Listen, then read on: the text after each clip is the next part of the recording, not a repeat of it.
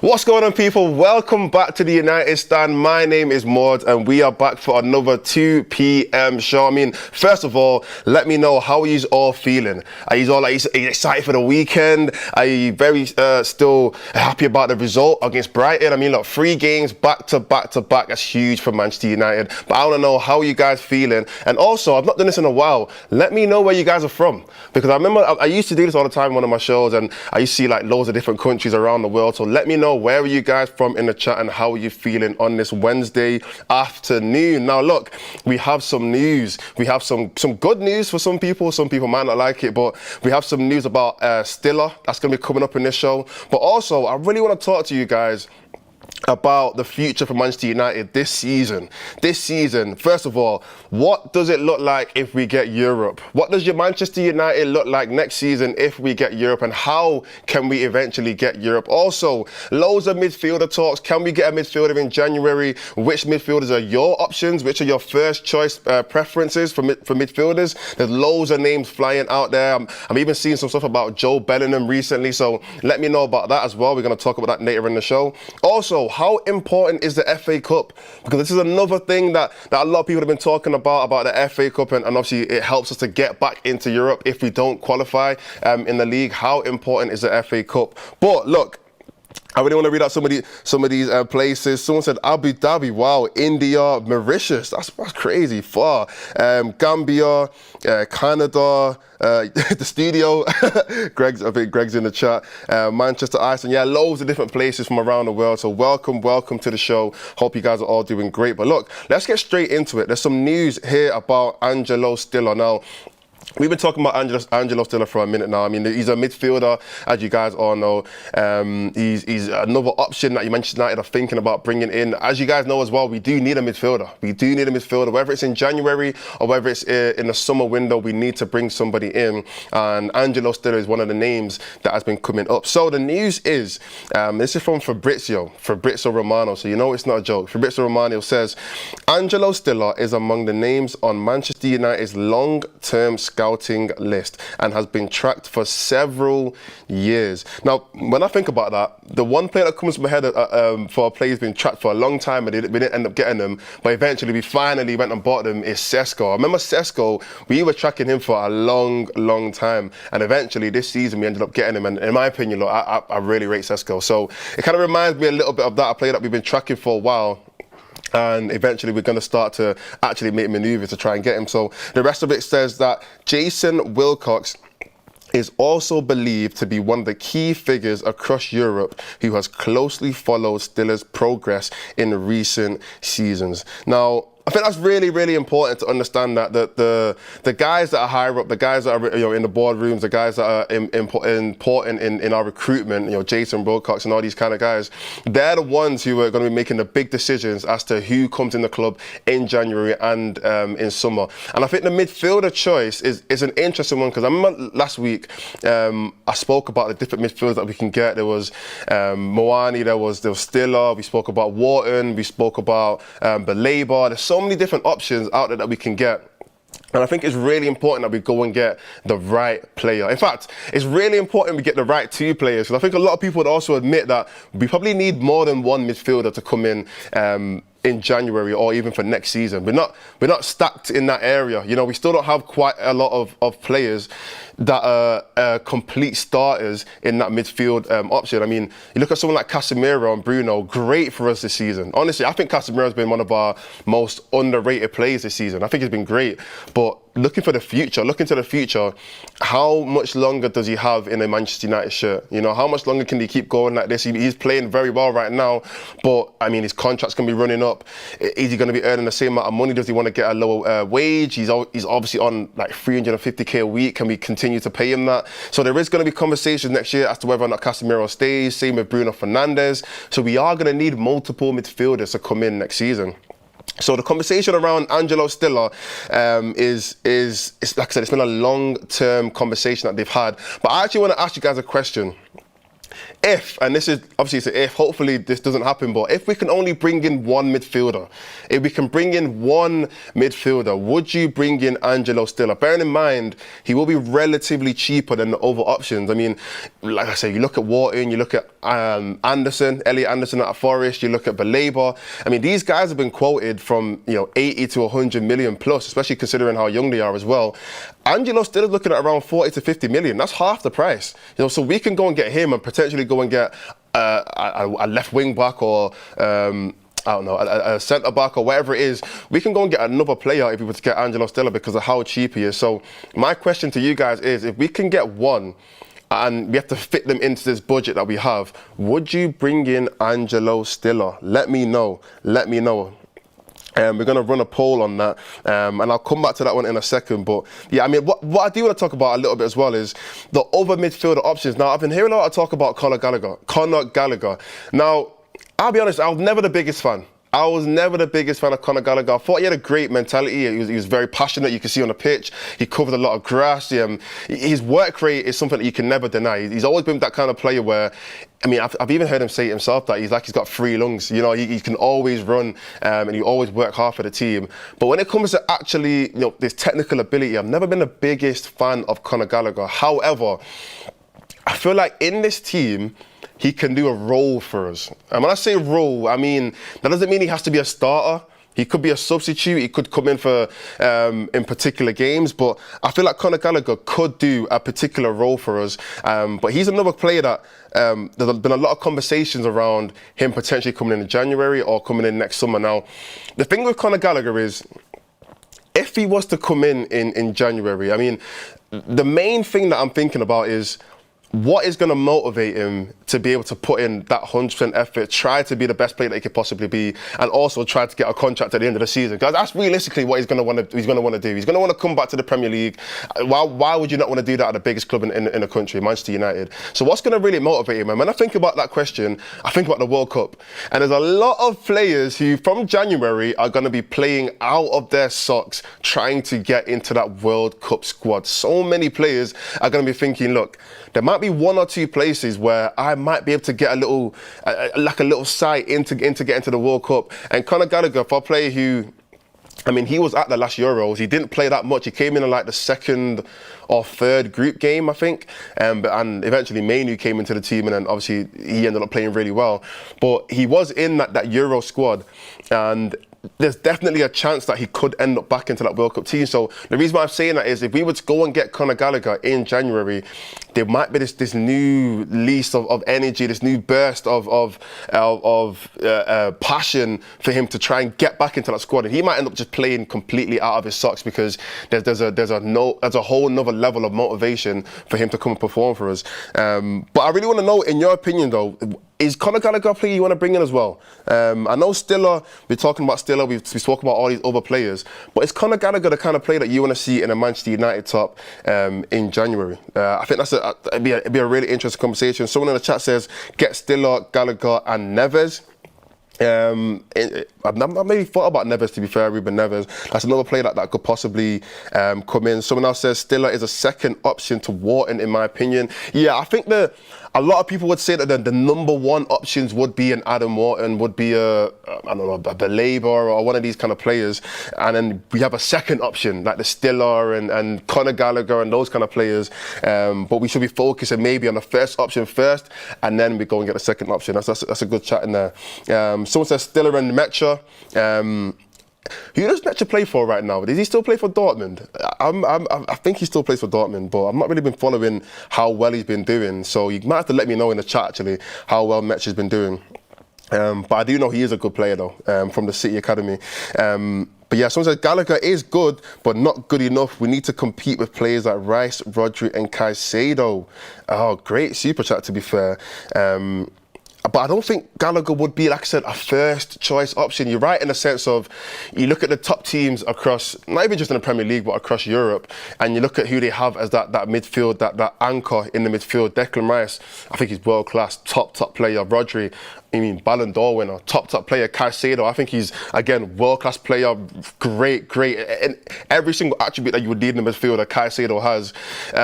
You look at Gravenberch, top midfielder. United need that level. We need a player of that level that will compete with those other midfielders. I know we have Bruno Fernandes, but Bruno's a different kind of midfielder in my opinion. You know, he's not like a DM. He's not one of like a. You can't say he's a box to box almost, but to me, Bruno's still more of a 10. You know, he's very attack minded, very trying to get goals, trying to get assists. I'm talking about just a straight anchor, covers a pitch, covers a lot of blades of grass.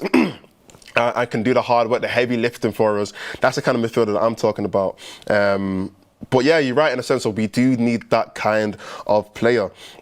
So Stiller in January and Wharton in the summer would be amazing. That's a good point. If we can get him early, in, then at least we have a little bit of time. Then we can focus on trying to bring. I mean, you know how long United take to make transfers. Sometimes it can take months before we can get a player in. But yeah, I mean, look, those are chats in there. Make sure you send in your super chat so we can go through different topics that you want to bring up as well. But before I move on, I do want to go back to the poll. The poll is if we can bring in one midfielder, would you bring in Stiller?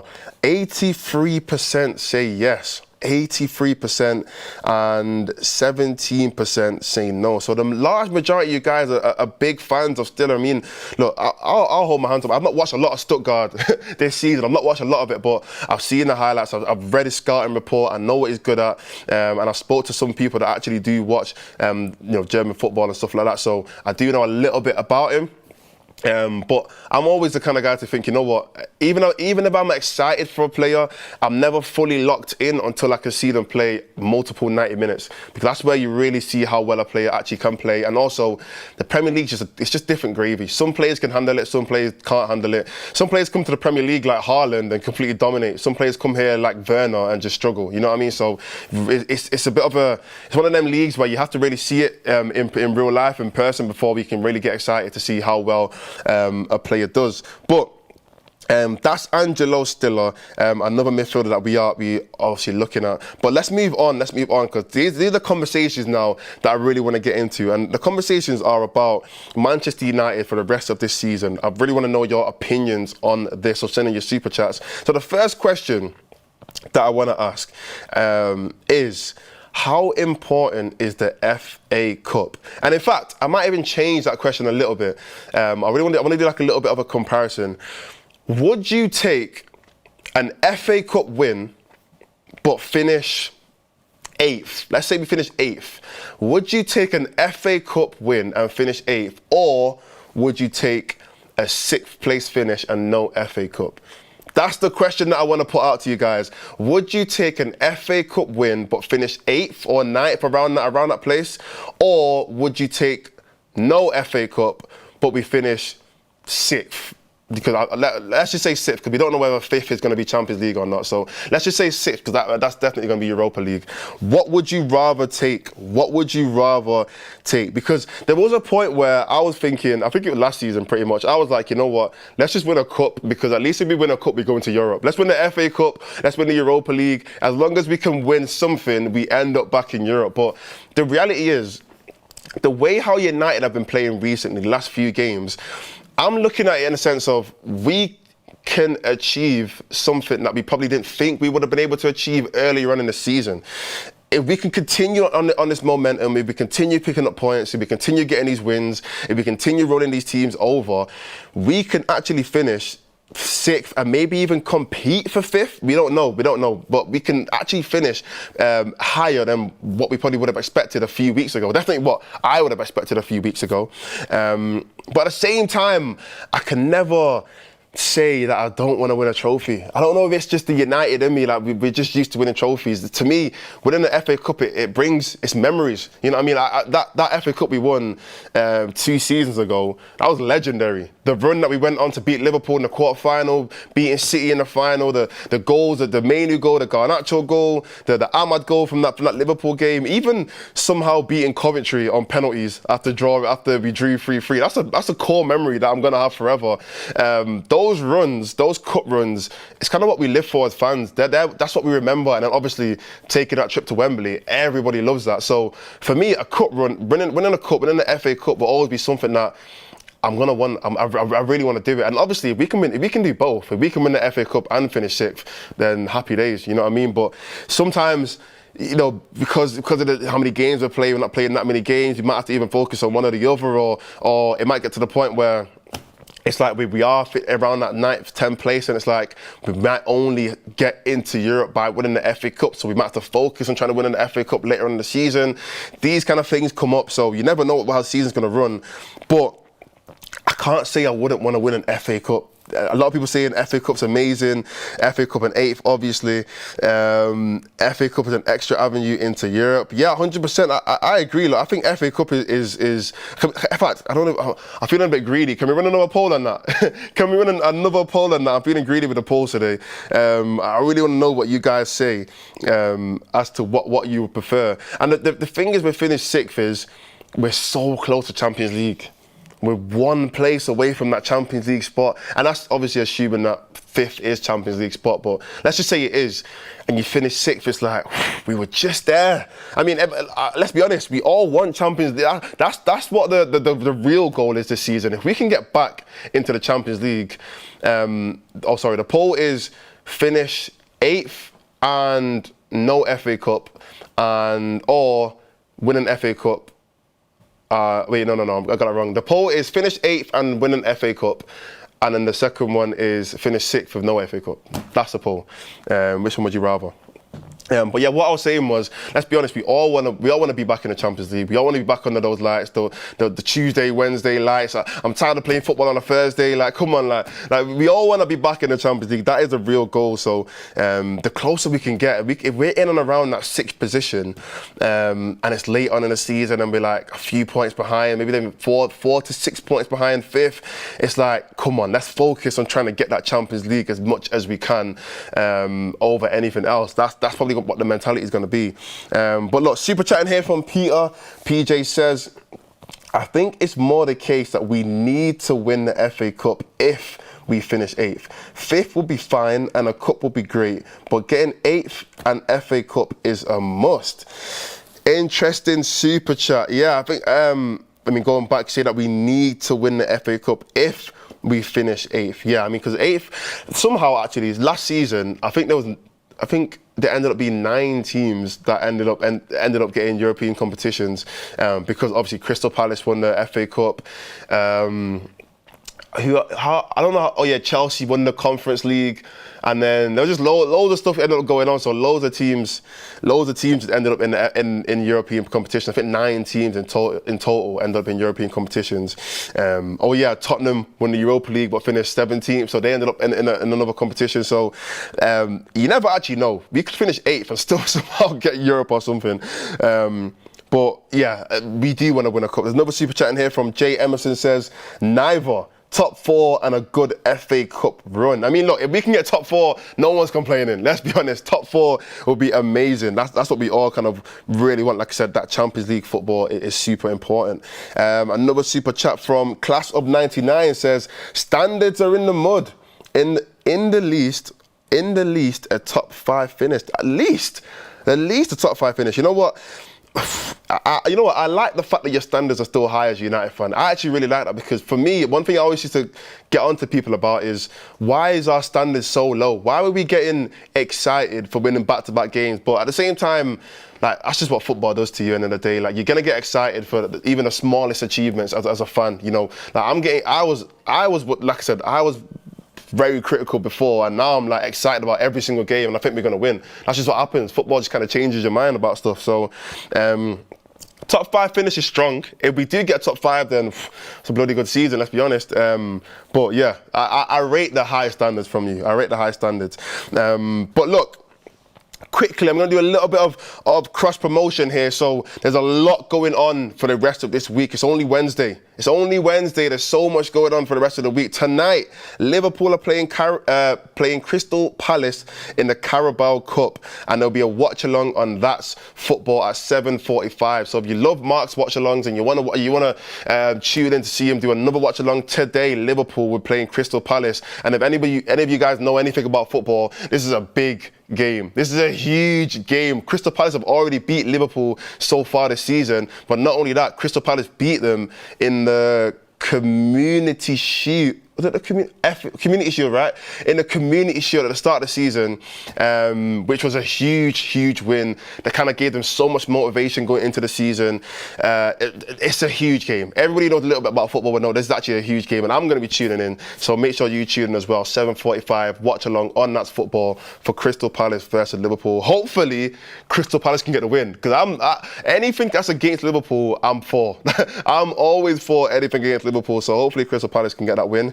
But there's some more stuff coming up. So on Friday, huge stuff that's coming out on That's Football. So there will be a live game on That's Football, and it will be Augsburg versus Dortmund. That's on Friday on That's Football. It's a live game, so that means you can watch the actual game. You can go and watch the football being played on YouTube with Mark's little head in the corner, and he'll be doing his watch along at the same time. But you can watch the actual game on YouTube on That's Football. Augsburg versus Dortmund, and the stream starts at 7:15. So make sure you're checking that out on Friday on That's Football. Also, a couple more. I told you, it's a long week. There's a lot going on. It's a long week. So, on Saturday, you guys know Man United versus Forest. It's going to be a whole day's worth of content. Countdown to kick off from 1 p.m. I'll be there. Beth will be there. Mark will do his watch along at 2:30, and then obviously later on we will do the fans forum after the game. So you guys know about that already. So make sure you tune in on Saturday for that stuff. But then also on Saturday after the United game, Chelsea versus Spurs and Liverpool versus Villa. Two very big games. I mean, Chelsea versus Spurs is going to be super interesting. I really want to see how that game's going to turn out. See if Chelsea can win that game or Spurs. I mean, we've got Spurs in next week. We've got Spurs next week, so I really want to see how well they're going to do in this Chelsea game. But also Liverpool versus Villa. I mean, they've lost 4 games in a row now. And can they bounce back? I mean, Villa are somehow clawing the way back a little bit, but that'll be really interesting to see how that runs. So Saturday, another watch along for both of those games. And then lastly, on Sunday, Man City versus Bournemouth. Hopefully Bournemouth can go there and just pack them in. Semenyo, come on, I've got you in my fantasy team. Semenyo, please go and get me a couple of goals for my fantasy team, and take down City. Get them off their little high horse in the top 4. And actually, if Bournemouth win and United win, we go above City. Or even if we draw, we go above City. So we're going to need a Bournemouth win. So make sure you check out that watch along as well on Sunday. But look, that's it. That's it for the cross promo. There's so much going on for the rest of this week. So make sure you're tuning in for everything that's going on. But look, let's go back to the show. There's still some more, a lot of conversation that I really want to bring in for the rest of the show. So look, my next question is, and I really want to talk about the development of this team and how we can actually get back to the top. So my question for you guys is, how far away are we from being a complete team? That's the question. How far away are we from being a complete team? Now, your definition of what a complete team is probably going to be different for everyone. And some people might just say we're a complete team when we start competing for top 4. Some people might say we're a complete team when we finally win a Premier League. That's the only time we're a complete team. Some people might say we only need a little few pieces here and there. When we start playing good football, then we're a complete team. But I really want to know how far away are we from being a complete team? Now, to answer the question for me, I'm going to say, I think it's tough. I'm going to say we're minimum 2 starting players from having I'm going to say 3. I'm going to say we're minimum 3 starting players from having a well-structured and a great starting 11. I think we're 3 starting players away from that. I think a left wing back, I think a midfielder. No, I think 2 midfielders. That's what I think. I think if we have 2 midfielders and a left wing back and starting, I'm talking about like the quality of a starting player, not a substitute player, not a rotational player. If we bring in 3 starting players in those positions, I think we will be, in terms of the starting 11, we will have as close as we can get right now to a complete team. Now, obviously, going into next year, we don't know how the players are going to play. You know, some players might fall off, some players might get sold. So we don't know what's going to happen in the summer. So we might have to go and bring in some more players. But as of right now, if we go into January and we're going to bring in those 3 players, I think we'll be looking at genuinely one of the top 4 teams in the Premier League. We won't be competing for a title because let's be honest, we're still not at that level yet. But I think that team, I'll look at that team and say, you know what, I am fully confident in that starting 11 to go out every single game and possibly get a win. That to me is what complete is. If I can send out a team and 11 aside and 11 players onto the pitch and say that team can win this game regardless of what happens, that team can win, that to me is a complete team. Now we can always develop, we can always get better, you know, like I said, go into the future, we don't know what's going to happen in the summer, we can always get better players, but those players there, if we can get 3 starting players into this team, I am confident that we can go into any team right now in the Premier League, and to be fair, yeah, let me say in the Premier League and win that game. And that's what I think we will get a complete team. Someone in the chat says, in fact, let me just do this quick this quick poll. Let me just get the poll over and done with. So the poll was, what would you prefer? No FA Cup and finish 5th. Well, it's supposed to be 6th, but it says 5th there. Or FA Cup win and finish 8th. 74% say no FA Cup and finish 5th. I think you were supposed to put 6th because 6th is Europa League and 5th is Champions League. So that's a big difference. But, you know, fair enough. I can hear what you guys are saying. But yeah, so the super chat that's coming here is from Neuros. He says, we're a complete team when Dalot leaves.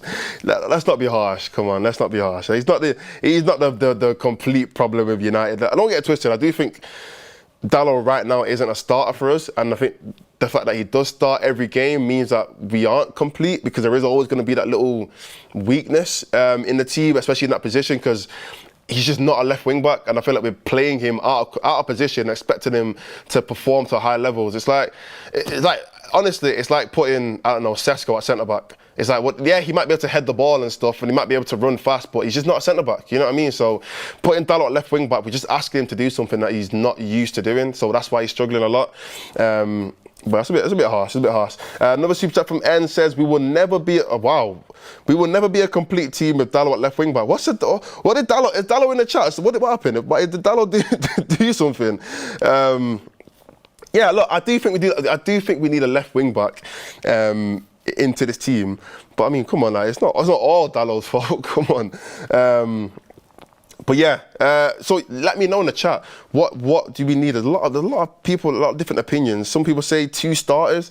Someone said right wing back, left wing back, 2 midfielders and 1 left centre back. You know what, that is probably, I think the left centre back position is an interesting one, because obviously we have Luke Shaw here, and you guys, you watch United stand, you know Ricky, you know Beth, these are the big fans of Luke Shaw. And to be fair to him, as much as people do criticise him, I do think a lot of it is a little bit unfair, because he's still a good player. But I mean, I always say my only thing with Luke Shaw is just the fact that, 1, very injury prone. We don't know when his next injury is going to come. But 2, looking forward, looking to the future, do we know if he's going to continue this form? I mean, we haven't seen Luke Shaw play a full season at this level since, honestly, I couldn't tell you. Probably 2021 or something like that. Maybe 2020. I don't know. Probably like 4 years ago. So that's my only concerns with Luke Shaw. Can he consistently do this over a long period of time without getting injured and without dropping form? If we can do it, then happy days, innit? We can, you know, he's here to the end of the season. But if he can't, then yeah, you're right. We do need to be looking to replace him in the summer. Someone said Malacia is back. He is back. I don't know if he's ever going to play a game for us, but he is back. Somebody said, some people are saying that we need left and right wing backs, 1 striker, 1 centre mid. The striker is actually an interesting one, because even though we do have Sesko, I think a lot of people underrate what Xerxes can do for us. I think a lot of people are still saying like, well, we don't have a second striker, there's no one there. Xerxes is still available, and I don't think he's a bad player. I just think he's not had any real good quality opportunities this season to prove himself or to even show people what he can do. A lot of people forget, you know, football's a very quick sport. It's easy to forget how good a player is if he's not playing. I mean, look, the Brighton game I thought was a bit unfair for a lot of the subs, because, I mean, you've got players like Xerxes, you've got players like Mainu, Aiden Heaven. To be fair, he did a good job, Aiden Heaven. I've got to give him applause for that. But Ugarte as well. these guys are playing off scraps. They're playing 10 minutes a game, 5-10 minutes a game, if that. And then you bring them on in a game against Brighton with 30 minutes to go, and it's like, okay, go and control the game. It's going to be very, very difficult for them. So a lot of the criticism that people are having from that Brighton game about the subs, to me, it's really harsh to put all the blame on the players, just because like these guys, they're barely playing. They're barely playing any minutes, and then you just throw them in the deep end and say, yeah, go and finish a game for us against a very, very good Brighton side. It's a bit unfair in my opinion. But yeah, I think Xerxes is a good player, so he is another striker that we can use and will utilise next season.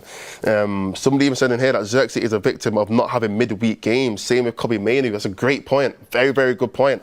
Now, those last season we were playing two games every single week for literally the whole season. We played, I think the Europa League was in total 13 or 14 games. You think about that for the whole season, that's 14 weeks that we played 2 games every single week. And that's not even including the FA Cup runs that we went on, Carabao Cup runs that we went on. So we were playing literally 2 games a week for the majority of the season. It helps for rotation, it helps to give players minutes. Imagine if we were playing a game this week, then it means that now Xerxes will get an opportunity to play, Mainoo will get more of an opportunity to play, Aiden Heaven can get more of an opportunity to play.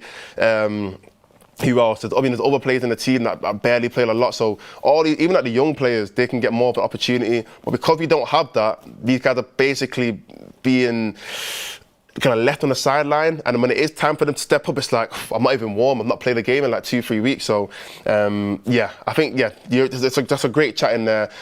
Us not having midweek games doesn't really help for those subs to kind of get up to speed with the football that they're playing. Super chat from N says, INEOS, hear our cries. Don't want 4 new 10s in January. Yeah, please, INEOS, don't go and bring in another 2 10s. I'm happy. I'm very, very happy with the 10s that we have. Cunha and Bumo, Mount, even like Bruno. Even you want to put Xerxes in that conversation as well.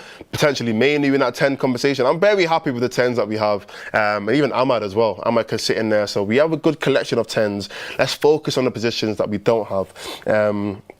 But yeah, guys, look, the 30 minutes has gone already very, very quick. I did want to touch a little bit on the next couple games. We do have Forest next, and we do have Spurs after that. Now, quickly, I'm not going to go into depth because we can do that later on this week or even on the counter kickoff. Make sure you check that out on Saturday.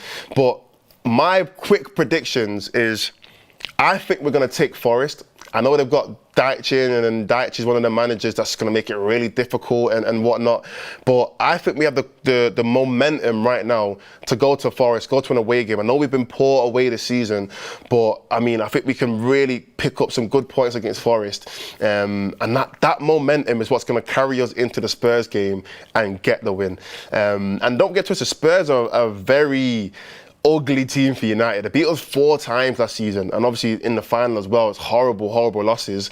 They took us out of 2 cups. They took us out of the Carabao Cup and the final for the Europa League. So they're the team that I'm looking at now. I really want to beat them. I really, really want to beat Spurs. So I think the win against Forest is what's going to take us over the line against Spurs and help us get that win. But that's my predictions for the next 2 games before the international break. Let me know in the chat what your predictions are. Also, lastly, the Christmas jumper. The Christmas jumper, there should be a little link somewhere. If you're on YouTube or on screen, you should be able to click it and go and get the Christmas jumpers. We're going to be wearing them. But look, that design is one of the best designs I've seen in my life, and I'm not exaggerating. Yeah, I didn't design it, so I'm not getting paid to do this, but it's such a great design. Yeah, so go and cop your Christmas jumpers. It's going to get cold soon. In fact, it's cold now. I've got my big puffer jacket over there. It's getting cold in Manchester. Obviously, you guys are from different places around the world, but especially if you're in the UK, it's getting frosty. It might even start snowing soon, we don't know. Make sure you get your Christmas jumpers. And we're going to wear them on the show eventually. We're going to wear them on the show. And we did make a deal that when we wear it on the show, if we continue to win games, we're not going to stop wearing them until we lose a game. That's what the deal is going to be. We're going to bring them into the show, and we're going to wear it every single game that we win. And we'll see how long that lasts. So make sure you cop your Christmas jumpers. There is going to be a link on the screen, so go and click that now. And yeah, go and cop it. But look, that's the end of the show. Thank you guys for listening. Thank you guys for watching. It's been a great show. And like I said, I'll see you later on in the week on the counter kickoff. Yeah, see you guys later.